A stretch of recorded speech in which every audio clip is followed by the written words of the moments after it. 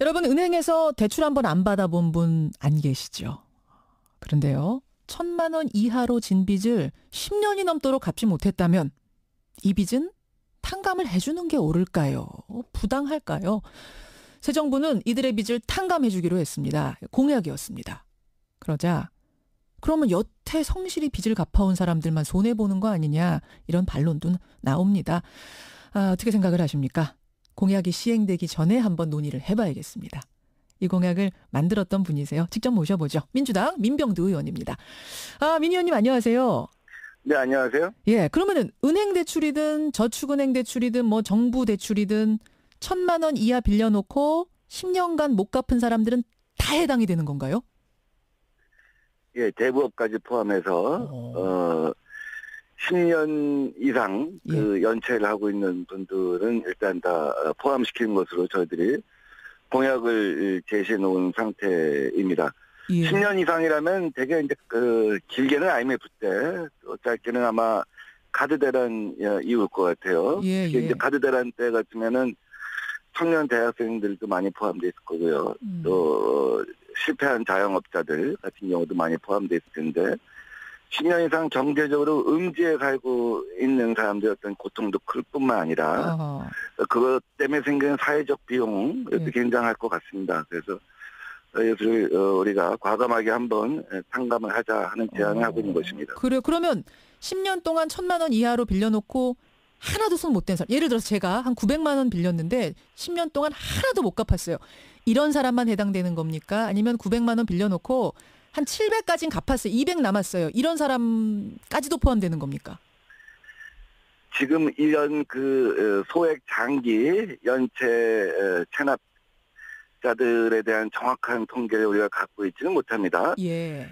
특히 대부업 같은 경우 또 추심회사에 가 있는 경우는 정확히 알 수가 없는데 예. 현재 국민행복기금에 들어와 있는 게 있단 말이죠. 예. 국민행복기금은 이제 5년 전에 박근혜 대통령 당선자가 내놓은 공약입니다. 그래서 이런 분들을 양지로 끌어들여서 빚을 조정해 주는 거였죠. 국민행복기금이 뭐냐면 제가 잠깐만 좀 쉽게 설명을 드리면 은행이라든지 그러니까 금융업체에서 갖고 있는 악성 채권을 국민행복기금이라는 그러니까 정부에서 사들이는 거죠. 그래서 그거 조정해주는 뭐 요런 기관이었죠. 예. 그래서 그걸 어쨌든 빚을 갖다 조정을 해주는 거니까 줄여주는 거니까. 그렇죠. 많은 사람들이 신청을 했습니다. 한 200만 명이. 예. 근데 그 중에 10년 이상 1,000만 원 이하 장기 소액 연체자 같은 경우 보면 80만 명 정도는 일부를 갚아 나왔고 40만 명 정도는 아예 이 정도를 나에 갖다 조정해 줄 것 같으면 내가 변제 능력이 없다. 그래서 이제 포기한 경우가 있어요. 아예 포기. 예. 예, 그렇게 보면은 그걸로 대충 유추는 할 수 있겠죠. 그래서 아마 한 66%는 일부라도 갚으려고 노력을 하신 것 같아요. 예. 근데 전혀 33%처럼 전혀 아예 갚지 못한 경우만 만약에 탕감을 해준다고 한다면 일부라도 갚은 분들 입장에서는 손해라고 생각하지 않겠습니까? 그리고 나는 저 어렵게 그냥 정말 뼈 빠지게 노력해가지고 조금이라도 갚으려고 했는데 난 안 해줘 이럴 수도 있거든요. 그리고 그분들 같은 경우도 빚을 조정해줬지만 실제로는 연체 상태인 경우가 굉장히 많습니다. 예. 그래서 실제로 1,000만 원 이하 갖고 10년 이상 바둥바둥 거렸다고 한다면 이분들이 빚을 조정해주든 아니든 굉장히 이것을 갖다가 변제하기가 어려운 한계 생활자다라고 하는 인식을 저희들은 갖고 있는 것이죠. 그러면 조금이라도 갚은 분들까지 다 대상에 넣겠다 쪽으로 방침을 잡으신 거군요. 네, 저희들은 그렇게 생각하고 있습니다. 그 차등을 두게 됐을 때 생기는 여러 가지 사회적 갈등이 더 크다고 보는 것이죠. 알겠습니다. 그 수가 어마어마하게 많겠는데요. 은행, 저축은행, 대부업체까지 다 포함이라면? 국민행복기금에는 어쨌든 그게 120만 명으로 저희들이 이제 확인을 하고 있는데 그건 이제 그쪽에 잡혀 있는 분들에만 하는 은행이나 거고. 대부업체 같은 경우는 사실 뭐 10년 이상이면 채권이 소멸이 됐거든요. 시효가 지난 겁니다. 그러다 보니까 관리를 하지 않기 때문에 지금 자기들이 갖고 있는 것이 몇 명인지 얼마인지도 파악이 안 되는 경우도 있어요. 특히 추심업체라고 하는 경우는 더 알 수도 없죠. 그래서 저희들이 국회 정무위에서 몇몇 의원들이 이제 힘을 갖다 모아서 국정감사에서 계속 노력해갖고 대부업체나 일부 제2금융권하고 얘기를 해서 협약을 맺어서 10년 이상 된 그 소액 채권을 갖다가 그 소각한 적이 있습니다. 소각했다는 걸 이제 파쇄했다는 얘기죠. 한번 소각운동 대대적으로 했었죠. 근데 그 파쇄를 해도 결국 그 통보가 안 돼요. 해당 당사자한테는. 왜냐하면 되게 음지에서 투명인간으로 살기 때문에 추심업체의 추적을 피해서 살기 때문에 자기 채무가 소멸된지조차도 모르는 경우가 많아요. 그러니까 본인도 모를 정도고 또 당연히 그러다 보니까 대부업체나 추심업체도 정확한 데이터를 갖고 있지 못하죠. 차제에 이번에 이런 것들 정확한 그 통계를 갖다 파악을 하고 실태를 파악해서 종합적인 대책을 만들 생각입니다. 알겠습니다. 아까 지금 숫자도 국민행복기금에 파악돼 있는 사람만 한 120만 명에 해당한다는 거죠. 어느 정도 되는지 이것도 이제부터 좀 따져봐야 되는 이런 상황. 그 국민행복기금에 120만 명 한 4조 5천억 정도. 알겠습니다. 4조 5천억. 그러니까 최소로 잡았을 때가 지금 그 정도라는.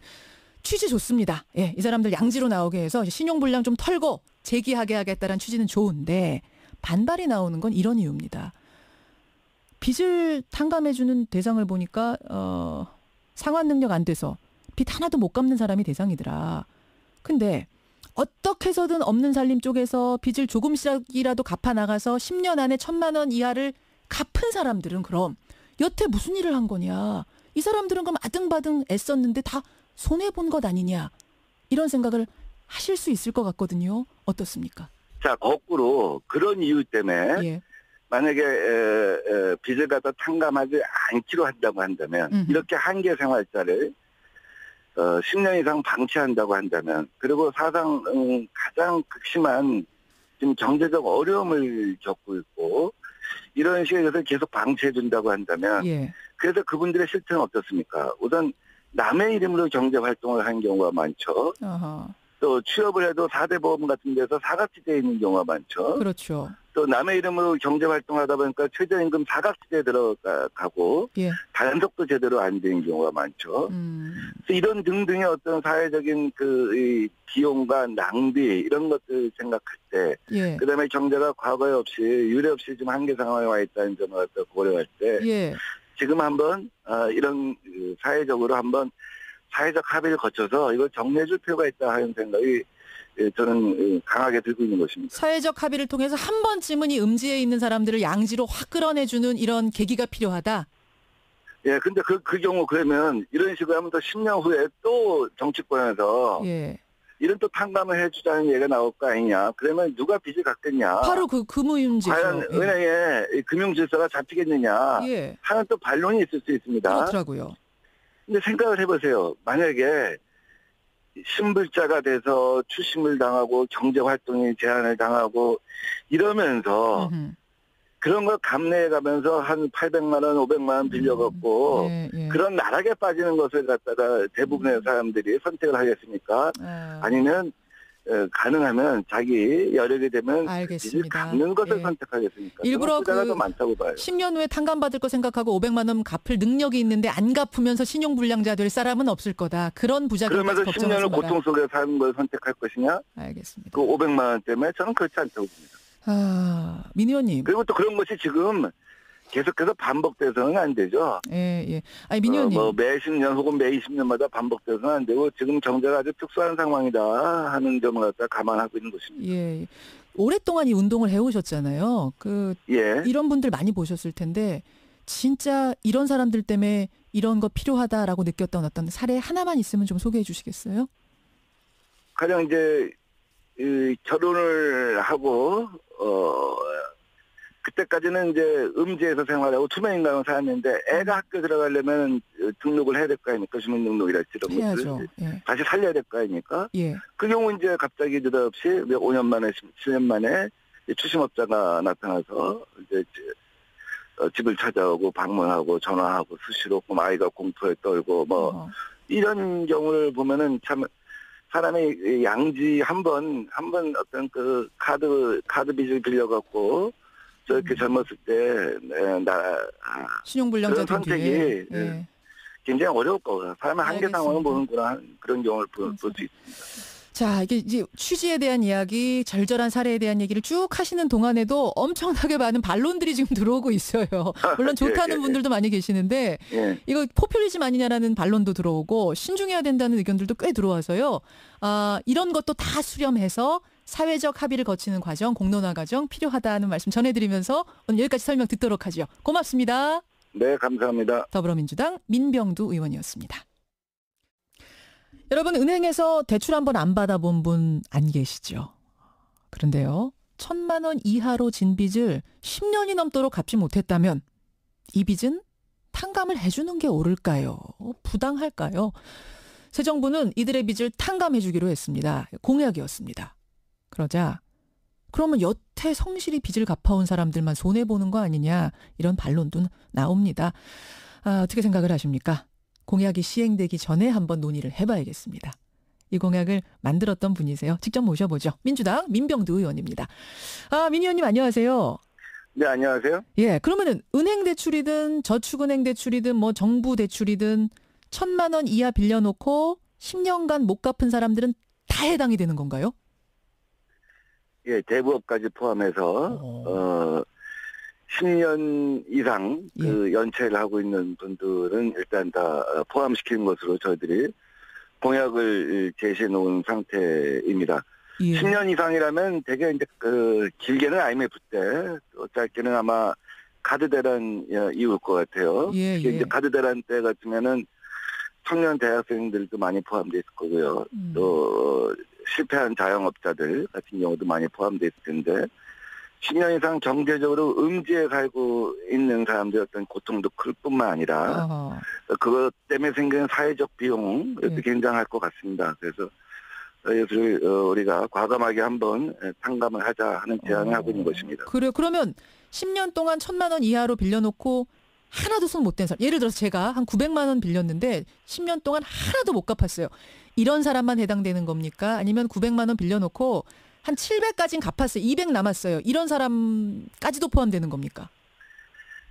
지금 이런 소액 장기 연체 체납자들에 대한 정확한 통계를 우리가 갖고 있지는 못하는데 포기한 경우가 있어요. 아예 포기. 예. 예, 그렇게 보면은 그걸로 대충 유추는 할 수 있겠죠. 그래서 아마 한 66%는 일부라도 갚으려고 노력을 하신 것 같아요. 예. 근데 전혀 33%처럼 전혀 아예 갚지 못한 경우만 만약에 탕감을 해준다고 한다면 일부라도 갚은 분들 입장에서는 손해라고 생각하지 않겠습니까? 그리고 나는 저 어렵게 그냥 정말 뼈 빠지게 노력해가지고 조금이라도 갚으려고 했는데 난 안 해줘, 이럴 수도 있거든요. 그리고 그분들 같은 경우도 빚을 조정해줬지만 실제로는 연체 상태인 경우가 굉장히 많습니다. 그래서 실제로 1,000만 원 이하 갖고 10년 이상 바둥바둥 거렸다고 한다면 이분들이 빚을 조정해주든 아니든 굉장히 이것을 갖다가 변제하기가 어려운 한계 생활자다라고 하는 인식을 저희들은 갖고 있는 것이죠. 그러면 조금이라도 갚은 분들까지 다 대상에 넣겠다 쪽으로 방침을 잡으신 거군요. 네, 저희들은 그렇게 생각하고 있습니다. 그래서 차등을 두게 합니다. 특히 대부업 같은 경우 또 추심회사에 가 있는 경우는 정확히 알 수가 없는데 현재 국민행복기금에 들어와 있는 게 있단 말이죠. 국민행복기금은 이제 5년 전에 박근혜 대통령 당선자가 내놓은 공약입니다. 그래서 이런 분들을 양지로 끌어들여서 빚을 조정해 주는 거였죠. 국민행복기금이 뭐냐면 제가 잠깐만 좀 쉽게 설명을 드리면 은행이라든지 금융업체에서 갖고 있는 악성 채권을 국민행복기금이라는 정부에서 사들이는 거죠. 그래서 그거 조정해주는 뭐 이런 기관이었죠. 그래서 그걸 어쨌든 빚을 갖다 조정을 해주는 거니까 줄여주는 거니까. 그렇죠. 많은 사람들이 신청을 했습니다. 한 200만 명이. 근데 그 중에 10년 이상 1,000만 원 이하 장기 소액 연체자 같은 경우 보면 80만 명 정도는 일부를 갚아 나왔고 40만 명 정도는 아예 이 정도를 나에 갖다 조정해 줄 것 같으면 내가 변제 능력이 없다. 그래서 됐을 때 생기는 여러 가지 사회적 갈등이 더 크다고 보는 것이죠. 알겠습니다. 그 수가 어마어마하게 많겠는데요. 은행, 저축은행, 대부업체까지 다 포함이라면? 국민행복기금에는 어쨌든 그게 120만 명으로 저희들이 이제 확인을 하고 있는데. 그건 이제 그쪽에 잡혀 있는 분들에만 하나 은행이나 거고. 대부업체 같은 경우는 사실 뭐 10년 이상이면 채권이 소멸됐거든요. 시효가 지난 겁니다. 그러다 보니까 관리를 하지 않기 때문에 예, 예. 지금 자기들이 갖고 있는 것이 몇 명인지 얼마인지도 파악이 안 되는 이미 경우도 있어요. 관리받기라. 특히 예. 추심업체라고 하는 경우는 더 알 수도 없죠. 그래서 저희들이 국회 정무위에서 몇몇 의원들이 이제 힘을 갖다 모아서 국정감사에서 계속 노력해갖고 대부업체나 일부 제2금융권하고 얘기를 해서 협약을 맺어서 10년 이상 된 그 소액 채권을 갖다가 소각한 적이 있습니다. 소각했다는 걸 이제 파쇄했다는 얘기죠.